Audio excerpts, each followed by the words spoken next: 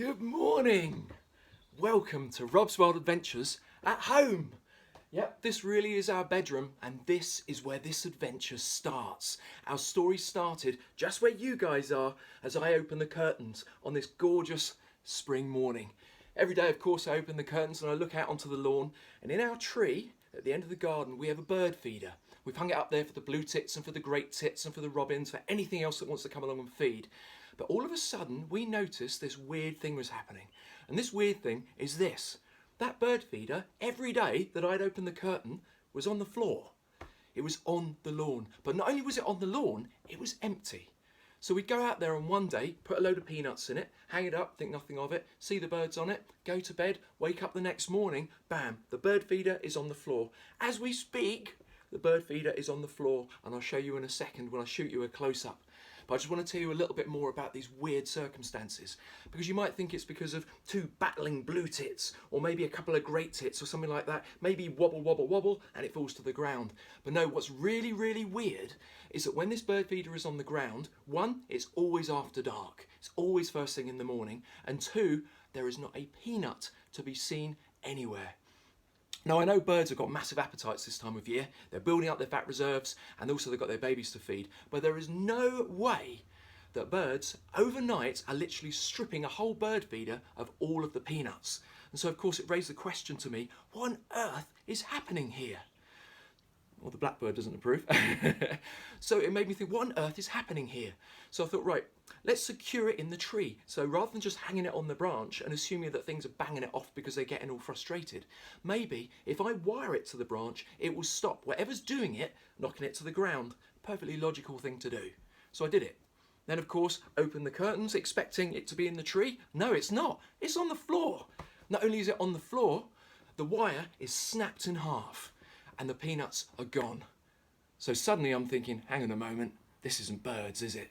This has got to be a squirrel. This has got to be a badger or a fox. Now I know this feeder is about, oh goodness, that high in the ground, that high above me, about 7 feet off the ground. But a badger or a fox potentially could shin up the tree trunk, get across, get into the feeder. And so I was expecting the wire to sort the job out, but it didn't. The wire was cleanly broken through. What's going on? So I then wired it again, thinking they're never going to do it again, and it happened again. Now, of course, I'm getting really annoyed now because I can't solve this problem. All of a sudden, something weird is going on. And so I thought, right, what can I do? What's the thing I love doing?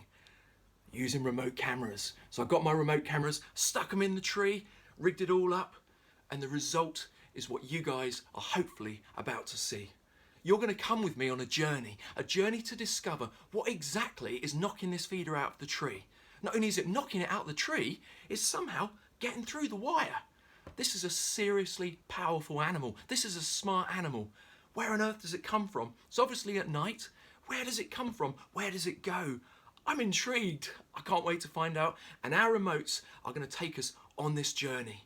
Now, this is what keeps happening every day. We come out here and we find this on the lawn. An empty feeder. It's fallen from that tree up there, up in those branches.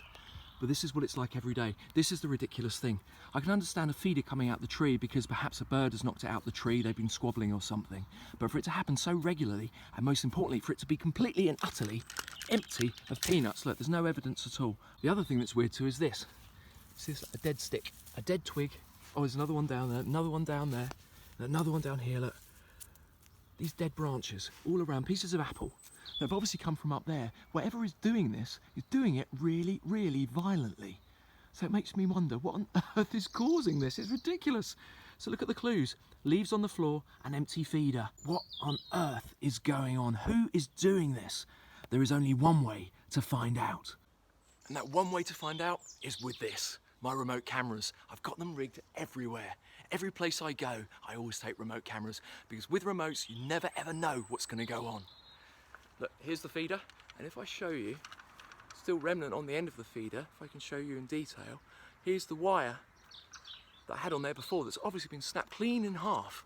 So now it's time to reload the feeder, put new wire on, string it up here, and this time, whoever's coming along and doing the robbery, daylight or nighttime robbery, we are hopefully going to catch him. The bait is set. This is going to catch our thief in the night, hopefully. Put the lid on. Get another piece of wire. It's like Blue Peter, this is. Piece of wire. Twiddle, twiddle, twiddle. Round and round and round. Look, I'm not doing this loosely by any means. Look, that is a seriously strong piece of wire. And now it goes up on this branch up here. And again, I don't just drape it over there. I twiddle and I twiddle and I twiddle. There we go. That is a seriously strong piece of wire. That is not coming down. Just look, look. That's not coming down. Seriously, what is bringing this thing down? I can't wait to see. You guys are hopefully going to see it for the first time. Right, good luck you guys. Keep your eyes peeled. Good luck feeder. Bring in whatever is hanging around out here. Thieves. Here's your bait. Speak to you soon, guys. As I say, I had cameras rigged everywhere for every angle, and it wasn't long before our first customer turns up. Good morning, Mr. Great Tit. What an absolute beauty, and you often see them on peanut feeders. They really, really love peanuts, and the reason being is peanuts are packed full of protein, chock full of oil. They're very, very fatty, which is exactly what these tits are needing. And of course, another beauty, the blue tit, the smaller cousin of the great tit. He's also a specialist in really nutritious food, and peanuts are absolutely perfect, particularly this time of year when, of course, they're providing all this food for their babies, which will be in a nest somewhere. But of course, this isn't what we're looking for. Our journey continues. You're not going to believe this. I woke up first thing in the morning, looked outside to put the camera out as normal, and it was already down. So you join me first thing in the morning today. It's not 4:30 in the morning. I'm having to keep my voice down for obvious reasons. We've got our rebate. We're ready. Today's the day that hopefully we're going to get him, whatever it is that's doing this. This is crazy. Right.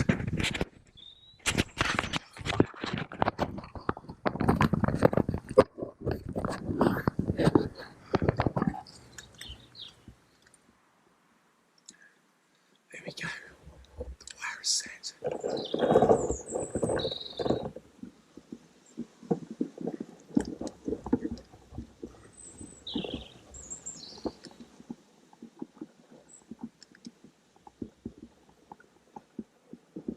There's no way he's getting through that. Just here. There's no way he's getting through that. Good luck, chaps. Good luck. And so, of course, I persevered. I've got literally nothing to lose now. And the longer we go on, the more frustrated I'm getting and the more determined. Come on, whatever it is that's doing this, bring it on. I'm waiting for you. I've got multiple angles on you. I've got this bait on you. I will get you sooner or later. And in the meantime, we were entertained by a whole array of other beautiful birds. Of course, these are the classic again, a pair of stunning blue tits. I must admit, whilst pondering exactly what it was that kept knocking the feeder out the tree, I thought it might be a pest species, such as a rat.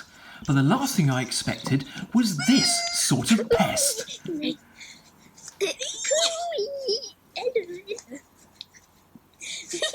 My own cheeky monkeys. And then, completely out of the blue, was something utterly unexpected. I've never seen these in our garden before. This is the greater spotted woodpecker. What an absolute beauty. To see them close up like this is such a treat. They're usually so fleeting. You see them in the woodlands, flying around, or you hear them cackling in the distance. To see one in my garden, I've never seen one like this before in the garden, so this is such a treat.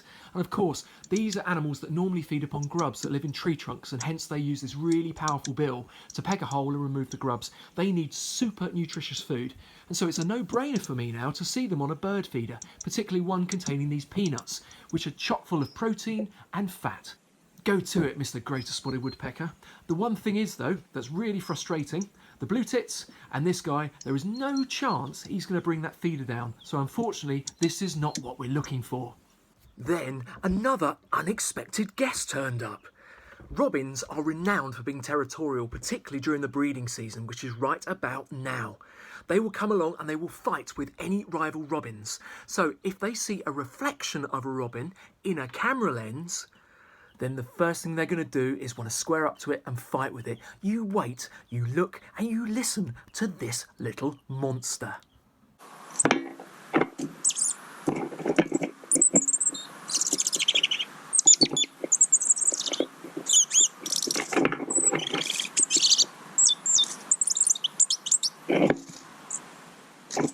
And then, after weeks and weeks of getting up every morning, from 4:30 in the morning, every day, 7 days a week, this finally happened.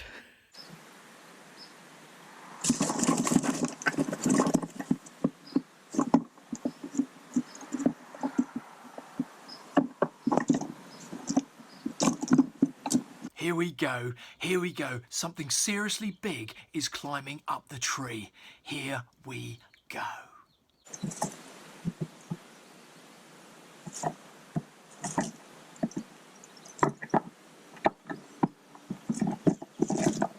And then, absolute disaster. Whatever it was banging around in that tree, getting so close, so tantalisingly close, must have gone on top of the camera, turned it off. Don't believe it. It is so frustrating. I'm so tired getting up every morning, 7 days a week, to go out there, make sure these cameras were in place, make sure the feeders were in place, remedy any situations. We were so close. Honestly, the first time I saw that shot, that moment, I thought, here we go, here we go, here we go. And it went black. Right. This is the wonderful thing about remote cameras.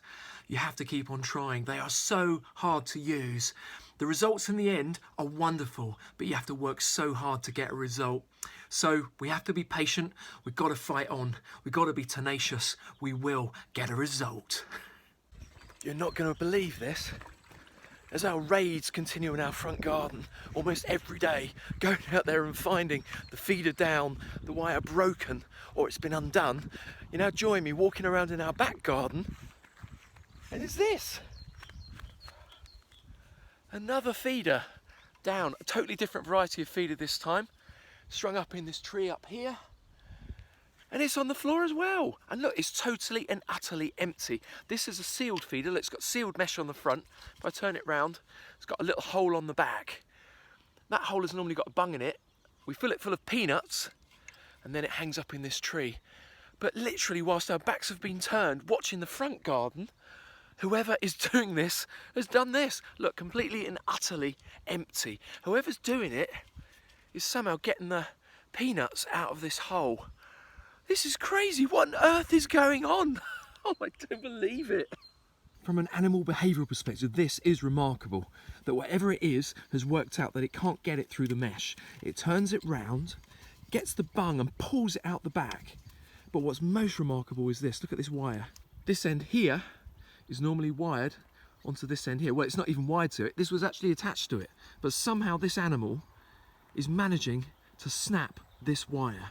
This is a seriously strong mouth. Whatever is doing this, to manage to bite through it or snap it or whatever it's doing, this is remarkable behaviour, whatever is going on here. And so I persisted. I would not be beaten by this thing. Whatever it may be, I will catch you. Whatever you are, I will keep going and I will get you. And now, ladies and gentlemen, it gives me the greatest pleasure. I'm even wearing a tie to celebrate because it's posh and all that. I've even done my hair up just for you.